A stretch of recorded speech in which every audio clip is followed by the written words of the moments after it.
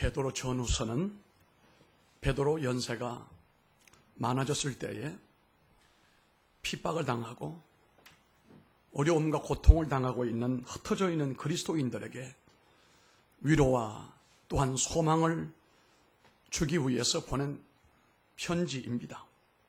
전서는 처음에 편지고 후에 또 하나를 보냈기 때문에 후서다 그렇게 얘기를 합니다. 어느 시대를 막론하고 우리 사회와 나라가 100% 안전했던 때는 한 번도 없습니다. 우리가 착각하고 사는 것이 이 세상에는 항상 평안하고 문제가 없고 안전하고 우리가 꿈꾸는 대로 모든 일이 그렇게 잘 펼쳐질 줄 알지만 그건 착각입니다.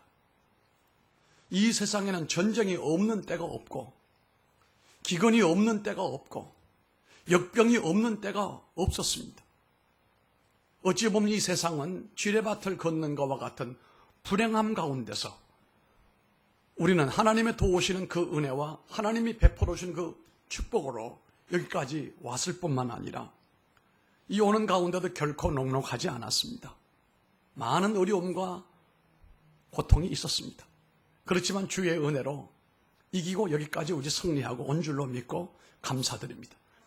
앞으로도 마찬가지입니다.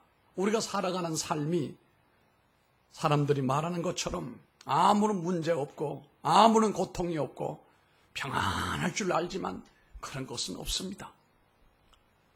이 불안하고 초조한 두려움의 세상 가운데서 성도들은 하나님께서 위로부터 내려주시는 참된 평화와 그 은혜의 날개 밑에서 우리가 호흡하며 감사하고 영광 돌리며 사명을 따라 살아가게 된다는 사실인 것입니다. 이렇게 사회가 혼란하고 특히 이 코로나 바이러스로 인하여 예배가 이렇게 타격을 받고 온 사회가 온 나라가 움츠려져 있는 이 가운데 우리 그리스도인들은 어떻게 살아야 하느냐? 세상 사람들처럼 아무런 대안이 없이 고민과 염려와 막연한 미래의 염려로 말미암아 방향을 잃어버리고 허둥대고 움츠러져서 그저 방 안에 콕 박혀 있는 것이 능사냐? 또한 현실을 외면하거나 도피함으로 대중 속에 요나처럼 정신적인 잠을 자면서 세월을 보낼 것인가?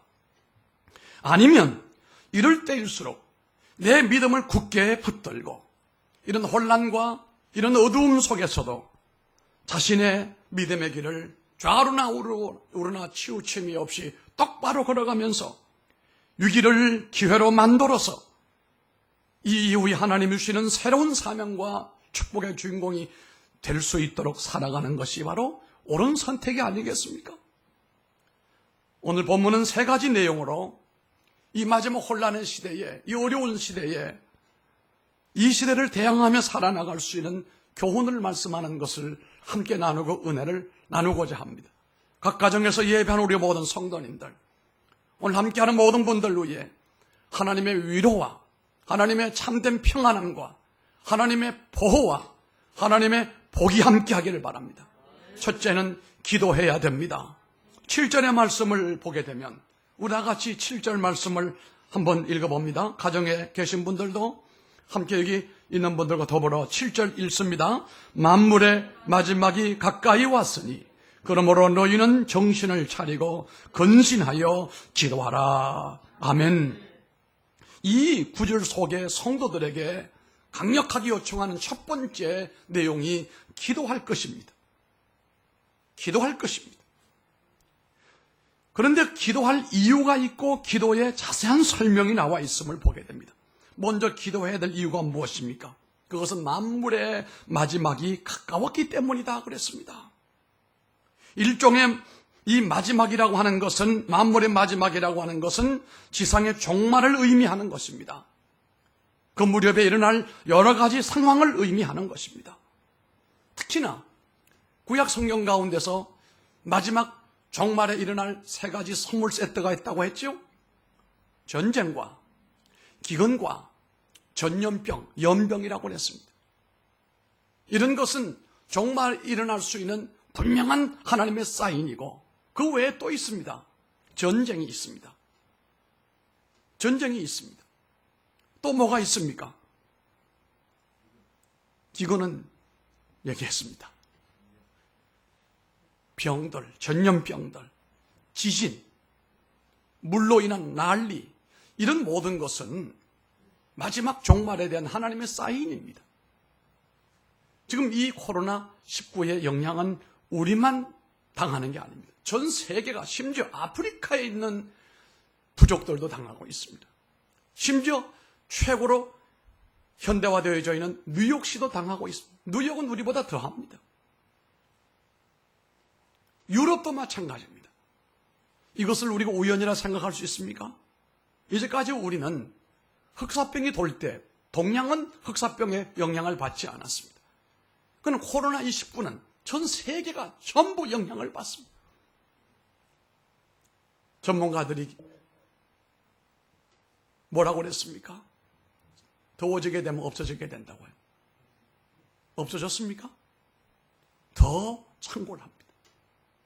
이번 겨울은 그럼 어떻게 보낼 것이고, 최소한 2년 간다는데 어떻게 할 것인가?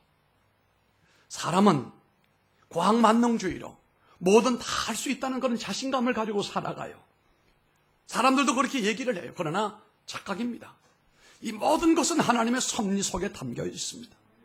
하나님의 역사의 스케줄은 지금 종말로 향하여 가는 가운데 우리가 한번 이 종말의 현상을 온몸으로 겪고 있다라고 그렇게 생각을 해야 할 것입니다. 종말에 일어날 수 있는 이런 혼란한 상황을 우리가 개의치 않고 우리 자신에게 주어진 삶을 보람되게 영위하고 하나님 앞에 영광 돌리는 삶이 되려면 어떻게 해야 됩니까? 기도해야 된다고 그랬습니다. 어떤 어려움도 이겨낼 수 있는 힘이 기도라고 하는 것입니다.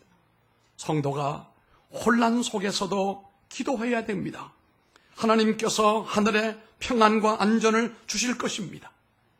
기도할 때에 자신에게 주어져 있는 사명의 길을 놓치지 않고 붙들고 그 길로 갈 겁니다.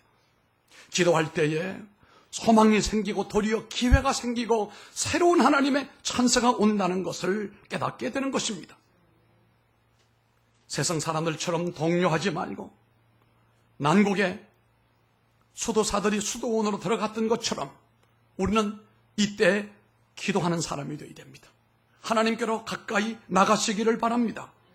우리 교회도 제단의 불을 끄지 않기 위해서 이 예배당에 철야하면서 기도의 불을 떼는 사람들이 있다는 사실.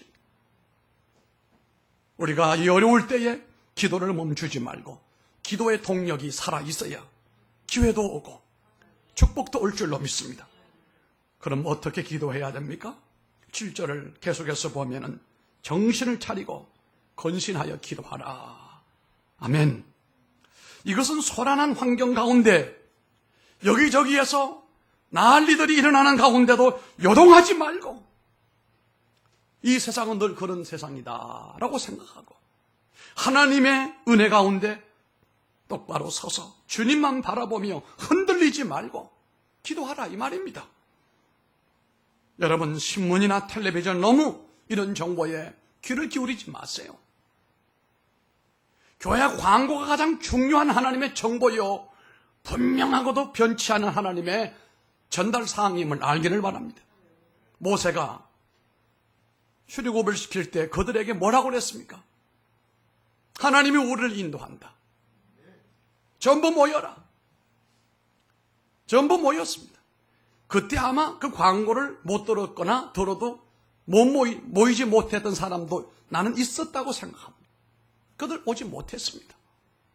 이 난리가 일어나고 혼란한 시대가 오거든 세상의 유튜버에 너무 귀를 기울이지 말아요. 극보수에 해당하는 분들 유튜버 여러분 보지 마세요. 난 싫어해요 그런 거. 좌파들이 열고 나가는 이런 방송도 나는 별로 신뢰하지 않아요. 우리나라에 공중파로 나가는 이 방송들도 들어보면 너무 좌파 성향이 짙어요. 그래서 저는 잘 보지 않아요. 우파들이 그렇다고 해서 극보수로 가면서 주장하는 유튜버도 나는 그거 안 봅니다. 도움되지 않습니다.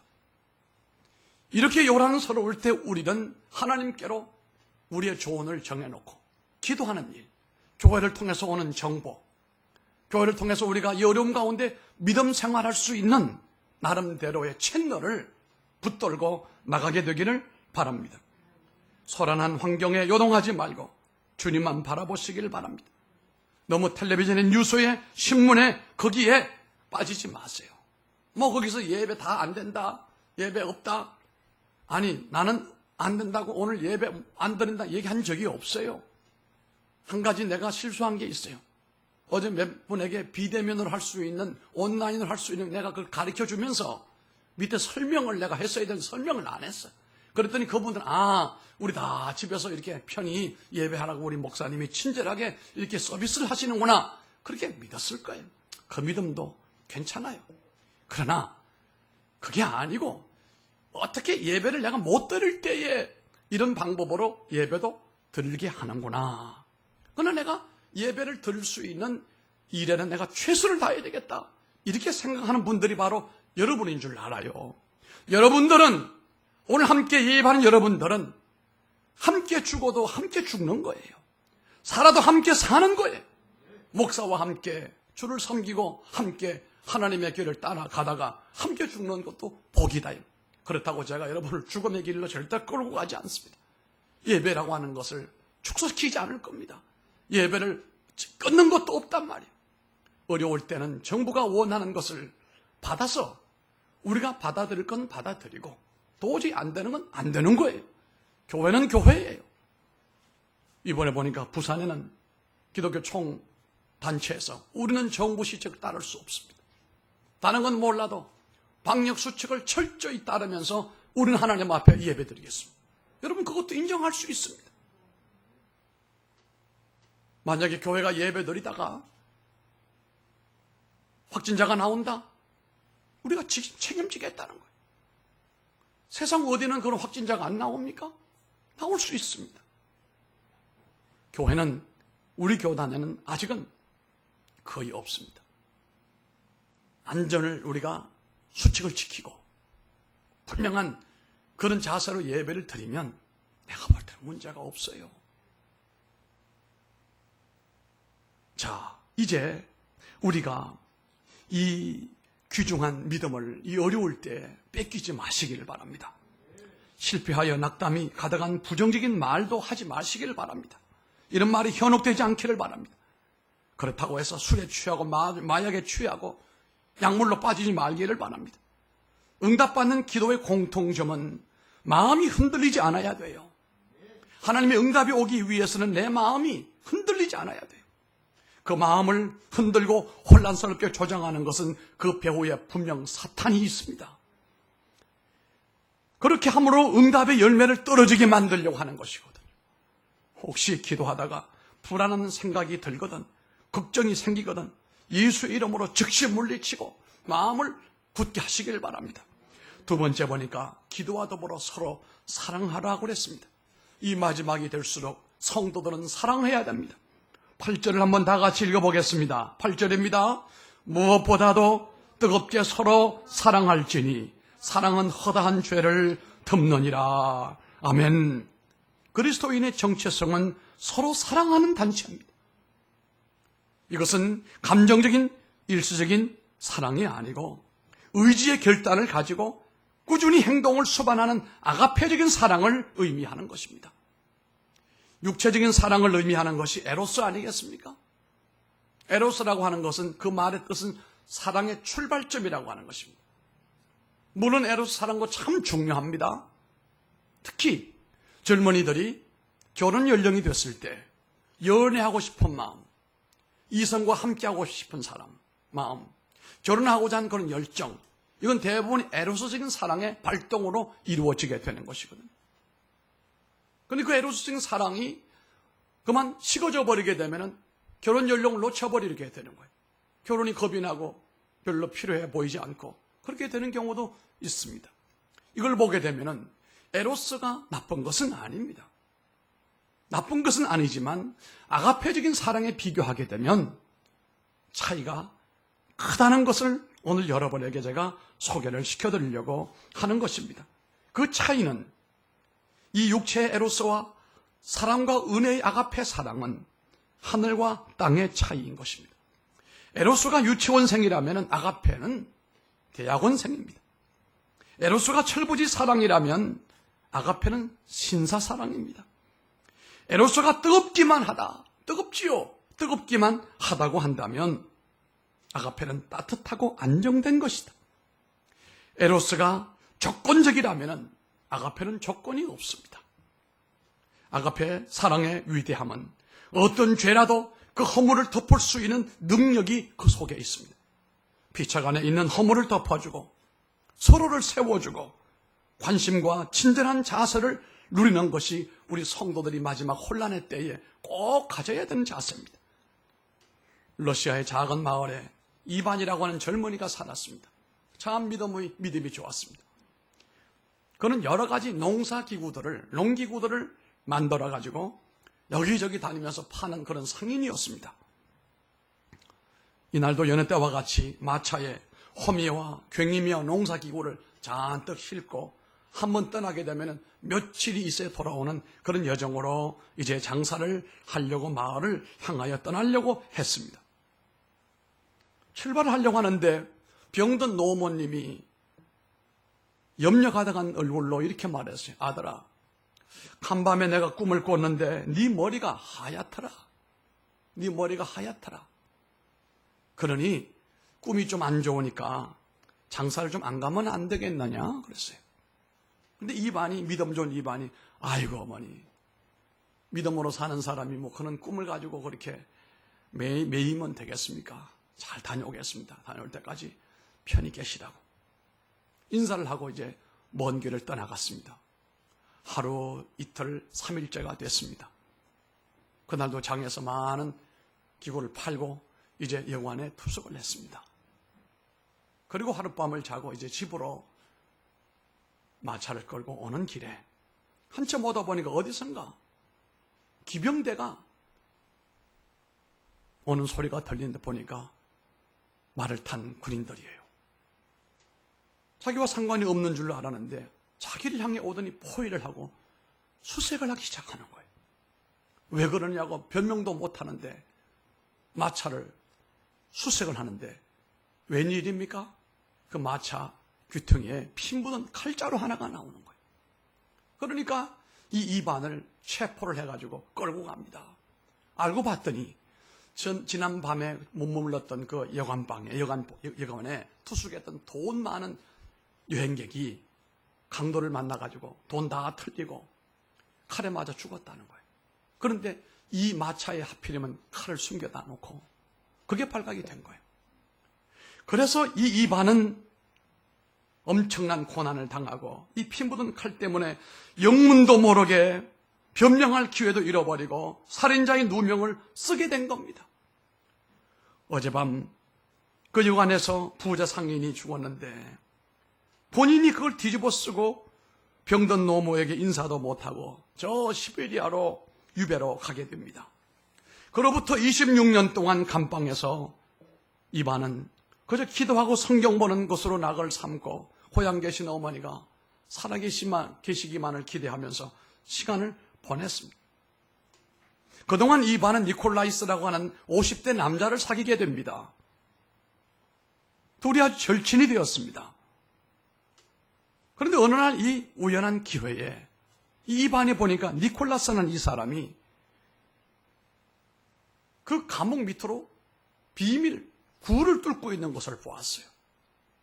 니콜라스도 이 모습이 발각이 되면서 긴장하고 쳐다보고 있습니다. 그리고 이 니콜라스는 이반이 지금 탈주하려고 땅을 파고 있다고 신고를 한 거예요. 그래서 이반은 또 붙들려가지고 독방에 갇히게 됐습니다. 거기에 있을 때 이반은 마지막 숨을 몰아쉬면서 기도합니다. 하나님은 다 아십니다. 니콜라스를 용서해 주시기를 원합니다. 그리고 26년 전에 여관의 강도를 사람을 죽인 그 형제도 용서해 주시기를 원합니다. 그리고 고향에 살아계시는지는 모르지만 우리 어머니를 꼭 지켜주시기를 원합니다. 소리내어 기도한 이 소리에 옆방에 있던 니콜라스가 그 기도를 들으면서 양심의 가책을 받아요. 처음으로 양심의 소리를 듣고 그 뉘우치면서 자기 죄를 고백을 함으로써 니콜라스가 그 죄값을 받았고 이반은 거기에서 벗어나게 됩니다. 이 소설에서 성도들은 조건 없이 영원히 서로 사랑하며 살아가야 됩니다. 그렇게 하다가 때로는 손해도 따를 수 있습니다. 원치 않은 길로 갈 수가 있습니다. 그런 하나님께서는 그 성도들을 통하여 세상에 일그러져 있는 모든 자화상을 바르게 만들어줄 뿐만 아니라 주변에 하나님의 살아계심을 증거하는 역사가 일어나게 된다는 사실입니다. 세 번째입니다. 이 혼란한 시대는 서로 봉사하며 살아가기를 바랍니다. 이 말세에 어지럽고 혼란한 때에 타인을 돌보고 살아간다는 것은 어려운 일인 것이 분명합니다. 대부분이 자기 애에 빠져서 나만 편안하면 되지, 내 집만 건강하면 되지, 우리 집에 행복이면 되지. 그러나 하나님은 그렇게 말씀하지 않습니다. 이 환난당한 시대에 캄캄한 밤하늘 같은 곳에 있을지라도 봉사하며 섬기며 사는 사람은 빛나는 별과 같다. 그렇게 우리가 말할 수 있습니다. 모두가 다 자기 안위를 위하여 자기 집안을 위하여 전전긍긍할지라도 우리가 내 주변의 사람들과 육체적으로는 우리가 거리를 두라고 하지만 마음으로는 가까워야 됩니다. 더더욱이 전화로 안부를 묻고 필요하면 어떤 방식으로든 간에 교류를 많이 이루어 나가기를 바랍니다. 그리고 어려운 사람이 주변에 있을 때에 그들을 향하여 돕는 손길도 되기를 바랍니다. 봉사하며 사는 사람은 어느 시대든 그 시대의 어머니요, 봉사하며 사는 나라들은 어느 시대든 간 부강한 나라로 발돋움하게 됩니다. 여기 봉사는 네 가지로 설명합니다. 첫째는 자신의 은사를 사용하여 봉사하며 사는 것입니다. 이 세상에는 어머니 모태로 출발했을 때, 태어날 때 자기가 누구보다도 강점으로 가지고 있는 자기 탤런트가 있어요. 이 탤런트를 개발해서 이것으로 직장을 생활하고 이것으로 생활하는 사람이 있는가 하면 그 탤런트 위에 예수 믿고 거듭난 사람에게는 하나님이 은사를 주십니다. 그 은사를 주시는데 그 은사는 하나님을 섬기고 교회를 섬기고 이웃을 사랑하는 도구로 쓰라고 주신 것입니다. 달란트로 사는 사람은 자신의 욕심을 채우기 위해서 주변에 사는 사람들과 갈등을 빚기도 하고 분쟁도 일으키기 쉽지만 은사로 사는 사람들은 천국의 방식인 자신을 줌으로 체험을 받는 거룩한 방법을 도모하여 많은 사람을 유익하게 하며 그들의 생명을 구하는 삶을 살게 되는 것입니다. 우리는 서로 섬기는 일에 자신의 은사들을 활용하시고 하나님의 교회를 섬기는 일에 주저하지 않기를 바랍니다. 이 어려운 때도 더욱 주의 교회를 사랑하고 성도들을 사랑하기를 바랍니다.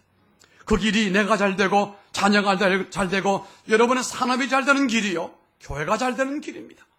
마태복음 10장 42절에 또 누구든지 제자 이름으로 이 소자 중 하나에게 냉수 한 그릇이라도 주는 자는 내가 진실로 너희에게 이르노니 그 사람이 결단코 상을 잃지 아니하리라 하시니라. 아멘. 우리 각자의 은사는 여러 가지입니다. 그러므로 나의 은사를 기다리는 사람들을 위해서 활용하시고 교회를 위해서 활용하시기를 바랍니다.